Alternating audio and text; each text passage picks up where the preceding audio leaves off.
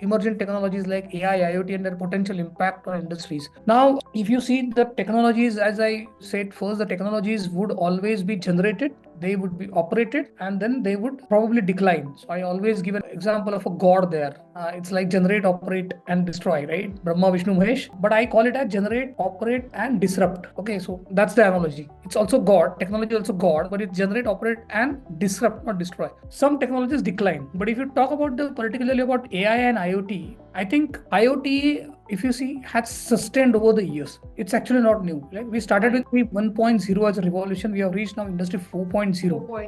4.0, and people are already talking about industry 5.0. You have a major background in leading international teams. I want to understand from you, how do you manage the challenge of, fostering innovation and collaboration, or building that kind of culture with global technologies and organizations overall? Okay. So I would say that, my earlier role was into heading the IT for the APAC. And which means it always started with a challenge of, team was APAC, my headquarter was Germany, and I also had a counterpart in US. So it pretty much covered the globe. Now, which means it was very tough to deal with the different time zones, different cultures, different mindsets, and the different priorities of the region. Okay. So what I mean by that is, when I started dealing with the different stakeholders from the region, I understood that probably when I say X, it could be Y to somebody else in their culture. Right? So first step was to learn and adapt to their culture. That's how I started. The second was to know what expertise that region brings. And then third was that how do I collaborate and ensure that all the stakeholders come on the same page. So which means even dividing the task to a modular level,